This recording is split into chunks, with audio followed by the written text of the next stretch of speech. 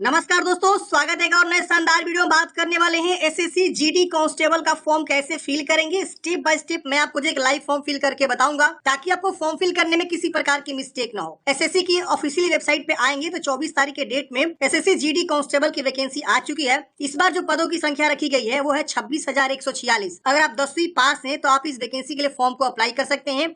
आइए जानते हैं कैसे आपको स्टेप बाय स्टेप फॉर्म को अप्लाई करना है। फॉर्म भरने के लिए सबसे पहले आपको आना है ssc.nic.in की वेबसाइट पे। इसका मैं डायरेक्ट लिंक आपको डिस्क्रिप्शन बॉक्स में डाल दिया हूँ, आप क्लिक करके इस वेबसाइट पे आ जाएंगे। यहाँ आने के बाद से देखिए, अगर आप बहुत पहले मतलब इससे पहले जो वैकेंसी आई थी 2023 में या 2000 आपका जो 22 था या 21 था, उस समय आप एसएससी जीडी का फॉर्म भरे थे या कोई भी एसएससी का फॉर्म भरे थे, जैसे कि और भी वैकेंसी आती रहती है, एमटीएस का आती है, सीएचएसएल का आती है, सीजीएल का आती है, तो फॉर्म भरे थे आप, तो उसी यूजर आईडी पासवर्ड से आप लॉग इन करेंगे। उस समय आपने रजिस्ट्रेशन जरूर किया होगा। तो एसएससी कहता है कि एक बार आप मेरे वेबसाइट पर रजिस्ट्रेशन कर देंगे, उसी से आप लॉग इन करेंगे हमेशा, और जो भी वैकेंसी आएगी उसी से आप फॉर्म को अप्लाई करेंगे। लेकिन अगर आप पहली बार रजिस्ट्रेशन करना चाह रहे हैं, पहली बार आप एसएससी जीडी का फॉर्म भर रहे हैं या एसएससी की वेबसाइट पे आप आके फॉर्म अप्लाई कर रहे हैं, तो आपको यहाँ पे एक नया यूजर रजिस्ट्रेशन का ऑप्शन मिलता है। आप इस पे क्लिक करेंगे तो आपको एक नया यूजर रजिस्ट्रेशन करना होगा, और उसके बाद जब आपको यूजर आईडी पासवर्ड मिल जाएगा तो लॉगिन करके आप फॉर्म को अप्लाई करते हैं। तो देखिए, इस प्रकार से आपका जो है नया रजिस्ट्रेशन करने का ऑप्शन खुल जाता है। ये जानकारी, बेसिक जानकारी भरनी होती है और आपको रजिस्ट्रेशन यहाँ पे करना होता है। बहुत ही सिंपल प्रोसेस है। ऑलरेडी मैंने बहुत बार जो है इसके ऊपर वीडियो बनाया हुआ कि कैसे आपको रजिस्ट्रेशन करना है। वो वीडियो नहीं देखे देख लीजिएगा, लिंक आपको डिस्क्रिप्शन बॉक्स में डाल दिया हूँ। मेरे पास एक पुराने कैंडिडेट्स है जिनका मैं यूजर आईडी पासवर्ड से यहाँ लॉगिन करने वाला हूँ।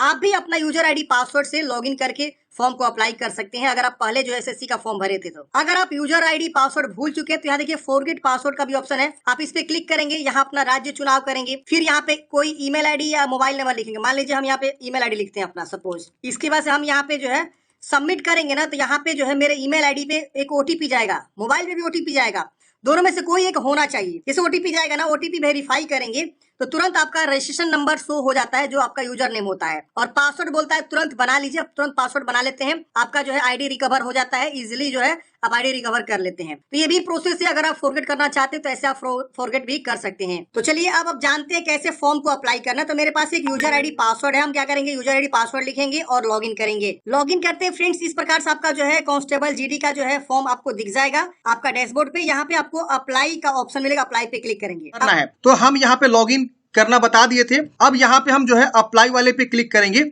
जैसे अप्लाई पे क्लिक करेंगे, इस प्रकार से आपका जो है जानकारी खुल के आ जाएगा। जो आप रजिस्ट्रेशन करते वक्त जानकारी दी थे वो सारा जानकारी यहाँ पे आएगा। यहाँ देखिए एग्जामिनेशन 2024 एसएससी जीडी यहाँ पे शो हो रहा है। अब यहाँ पे देखिए एक चीज विशेष ध्यान देना है आपको, अगर आप रजिस्ट्रेशन में कुछ भी मॉडिफाई करना चाहते हैं तो अप्लाई करने से पहले यहाँ देखिए मॉडिफाई रजिस्ट्रेशन का ऑप्शन मिलेगा।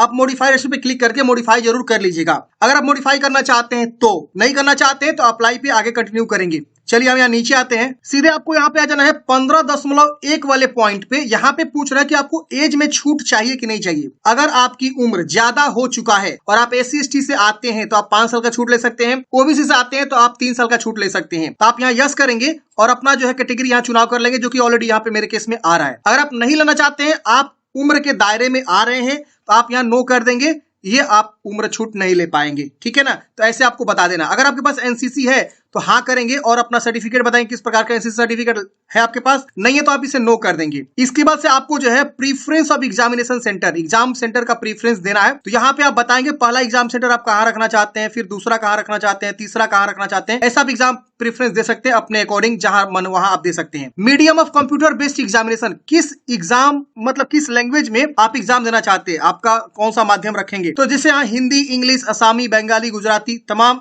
लैंग्वेज का ऑप्शन दिया हुआ है। तो आप अपने अकॉर्डिंग यहाँ से चुनाव कर लेंगे किस लैंग्वेज में आप एग्जाम देना प्रेफर करेंगे। दोबारा यहाँ पे उसको चुनाव कर लेना है, 2 बार आपको बताना है। इसके बाद से स्टेट ऑफ डोमिसाइल, किस राज्य के निवासी अपना राज्य का चुनाव करेंगे। दोबारा जो है राज्य का चुनाव करेंगे, किस राज्य के निवासी है, किस जिला के निवासी है, ये भी आपको दोबारा यहाँ पे चूज कर लेना है 2 बार। फिर पूछ रहा है कि have you migrated from the state of your origin to another state, किसी दूसरे राज्य से दूसरे राज्य में आप जो है माइग्रेटेड हुए हैं। अगर उसके कैंडिडेट से तो हाँ करेंगे। और यहाँ पे इस तरह से आपको बताना होगा कि whether you would like to avail the benefits, कहाँ पे आप जो है बेनिफिट्स लेना चाहते हैं। If you select no the consider will be general EWS category, तो इस तरह से आपको बताना है। नहीं है तो आप नो करेंगे, ये भी आपका डिसेबल मिलेगा। इसके बाद यहाँ पे आपको बताना पड़ता, अगर आप यहाँ पे यस करते तो, कि आप कहाँ से कहाँ माइग्रेट किए हुए थे आप, ठीक है। अब यहाँ पे आपको पोस्ट का प्रीफरेंस देना है। पोस्ट का प्रीफरेंस कैसे देना है समझिए पहले। यहाँ देखिए आप पोस्ट डिटेल्स पे क्लिक करेंगे ना, तो यहाँ पे आपको आ जाएगा ए का मतलब क्या है, बी का मतलब क्या है, सी का मतलब क्या है। अगर आप ए डाल देते हैं पहले ऑप्शन में, तो पहला ऑप्शन आपका जो है यहाँ हो जाएगा क्या, तो बॉर्डर सिक्योरिटी फोर्स बीएसएफ हो जाएगा। बी डालेंगे तो आपका जो है सीएसएफ होगा। सी डालेंगे तो सेंट्रल रिजर्व पुलिस फोर्स होगा। तो ऐसे आप क्या करेंगे, पोस्ट प्रीफरेंस देंगे। आप चाहे तो इसको बी रख सकते हैं, इसको ए रख सकते हैं, इसको डी रख सकते हैं, इसको आप जिससे आप चाहे वैसे आप रख सकते हैं। यहाँ दिया हुआ है, सबसे बेस्ट तरीका है। आप एक बार नोटिफिकेशन को देखेंगे, यहाँ पे नोटिफिकेशन में दिया हुआ है आपके कैटेगरी वाइज वैकेंसी, जैसे ओबीसी का कितना सीट है, ईडब्ल्यूएस का, जनरल का,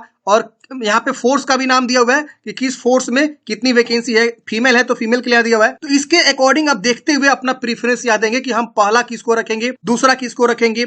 इस तरह से आप अपना प्रीफरेंस को देंगे। तो यहाँ पे आप देने दो बार यहाँ पे आपको लिखना है। ऊपर जो लिखेंगे सेम यहाँ दोबारा आपको रिपीट कर देना है। तो फ्रेंड्स हमने इस प्रकार से जो है पोस्ट प्रीफरेंस दे दिया है। ऊपर जो लिखेंगे सेम नीचे भी आपको लिखना होगा। तो ये आप सही समझ के दीजिएगा।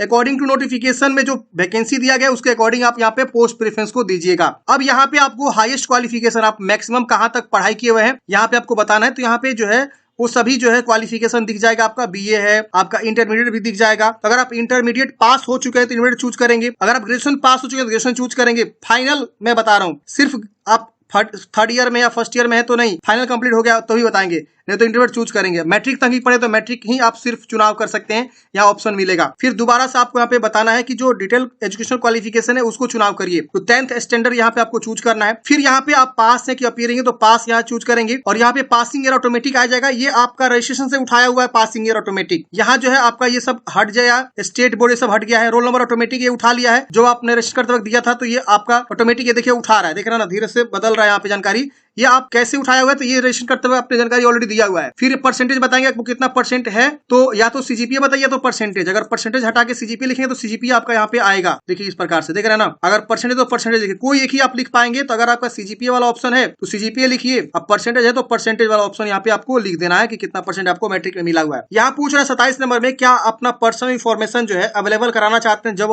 अपॉर्चुनिटी के लिए। आप चाहे तो यस भी कर सकते हैं, आप चाहे नो भी कर सकते हैं, कोई दिक्कत नहीं होने वाला है। फिर आपको नीचे आनी है। यहाँ पे अब आपको जो फोटोग्राफ और सिग्नेचर अपलोड करनी है। नीचे में आपका ऊपर में थोड़ा सा एड्रेस शो करता है, आप देख लेंगे। यहाँ फोटोग्राफ का गाइडलाइंस देना है। यहाँ पे आपको फोटो के नीचे कोई भी डेट वगैरह मेंशन नहीं करना है। ये गाइडलाइंस में ऑलरेडी दिया हुआ है। आप नोटिफिकेशन पढ़ेंगे ना, तो यहाँ पे आपको एक जो है एनेक्सर 3 दिया हुआ है। एनेक्सर 3 में ये बताया गया कि आपको फोटो के नीचे कोई भी ये सब नहीं देना है। उन्होंने जो है एक इस तरह से देखिए एनेक्सर 3 में इन्होंने जो है स्पाइस में ना फोटोग्राफ्स दिया हुआ है कि फोटोग्राफ किस प्रकार से हम एक्सेप्ट करेंगे। तो ये फोटो एक्सेप्टेबल फोटो है, इस तरह से फोटो आपको लगाना है। पहले रूल था कि फोटो के नीचे डेट नाम लिखना था, लेकिन अब ये रूल हटा दिया गया है। बिल्कुल आपको टेंशन नहीं लेना है, बस इतना ख्याल रखना है कि आपका फोटो जो है 24 अगस्त 2023 के बाद का होना चाहिए, उससे पहले का फोटो नहीं होना चाहिए। बस इसको यहाँ डिक्लेयर कर देना कि हाँ मेरा फोटो जो है 24 अगस्त 2023 के बाद का है। यहाँ बस यस कर देना है, ठीक है ना। यस हमेशा ध्यान रखिएगा, सबको यहाँ पे यस करना है। फिर यहाँ फोटोग्राफ को चूज करेंगे। 20 से 50 के भी recent colour passport size photograph आप अटैच करेंगे। कोई सिंगल बैकग्राउंड हो, व्हाइट बैकग्राउंड हो या ब्लू बैकग्राउंड हो, कोई बढ़िया क्वालिटी का जो है फोटो आपको अटैच करना है। सेल्फी वगैरह कुछ नहीं, सिंगल बैकग्राउंड, बढ़िया फेस, आपका चेहरा अच्छा सा दिखना चाहिए। यहाँ देखिए दिया हुआ है इस प्रकार से, देख रहे हैं ना गाइडलाइंस में। इसके वजह से सिग्नेचर आप यहाँ पे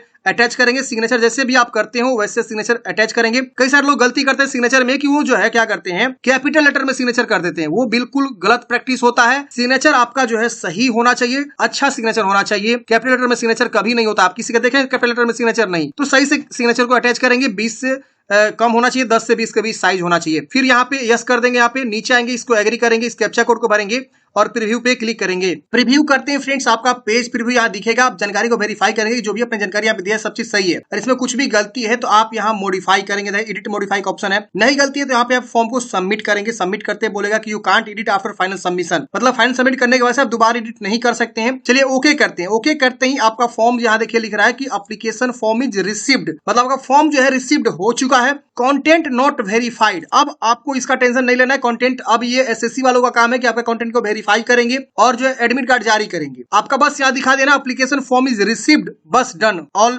डन। यहाँ ऑल डन हो चुका है। अब आपको ओके कर देना है। ओके करके अब आपको प्रिंट निकालना है। तो प्रिंट यहाँ देखिए ऑप्शन मिलता है प्रिंट का। अगर आपका एप्लीकेशन फिर लगता है तो यहीं पे आपको तीसरे ऑप्शन में यहाँ पे बनता कि पे नाउ का, तो पे नाउ पे क्लिक करते, पेमेंट जमा करते 100 रुपए का एप्लीकेशन फी, और फिर आपका जो यहाँ पे फाइनल सबमिट होता है। लेकिन मेरे केस में यहाँ पे SC ST है तो यहाँ पे फी नहीं लग रहा है, फीमेल है तो आप फी नहीं लगेगा। आप सीधे यहाँ पे प्रिंट पे क्लिक करेंगे, प्रिंट आउट निकाल लेंगे। पेमेंट पे जाके देखना चाहते हो यहाँ लिखेगा कि आपका फॉर्म जो है यहाँ पे फी माफ है। यहाँ देखिए you are accepted from fee payment, okay, यानी आपका फी माफ है। अगर आप मान लीजिए पैसे जमा करते हैं, आपका पैसा कट जाता है, सक्सेस नहीं होता, उस केस में आप जो है डबल वेरिफिकेशन ऑफ पेमेंट पे क्लिक करके अपना जो पेमेंट को वेरिफिकेशन कर सकते हैं। और एप्लीकेशन स्टेटस पे क्लिक करके एक बार एप्लीकेशन को देख लेंगे, यहाँ वाला जो लास्ट वाला ऑप्शन है एप्लीकेशन रिसीव्ड, ये हो चुका है कि नहीं हो चुका है, तभी आप मानेंगे कि आपका फॉर्म फाइनल सबमिट हो चुका है। अगर आपका जो है एप्लीकेशन रिसीव्ड नहीं दिखा रहा है तो आपका फॉर्म सबमिट नहीं हुआ है, आपको सबमिट करना पड़ेगा सही से। तो ये आपको स्टेटस में जरूर आगे चेक कर लेना है कि हाँ आपका फॉर्म फाइनल सबमिट हो चुका है। अगर आप दोबारा प्रिंट करना चाहते हैं, दोबारा यहाँ प्रिंट का ऑप्शन मिलेगा, इस पे क्लिक करेंगे, आपका ये प्रिंट आउट निकल जाएगा। देखिए आपका PDF, आप इसे प्रिंट आउट निकाल के हार्ड कॉपी अपने पास सुरक्षित रख लेंगे। एप्लीकेशन रिसीव्ड यहाँ पे भी लिखा हुआ देख सकते हैं, यहाँ पे आपका ये बारकोड के जस्ट नीचे, तो यहाँ पे आपको पढ़ लेना है एप्लीकेशन रिसीव्ड।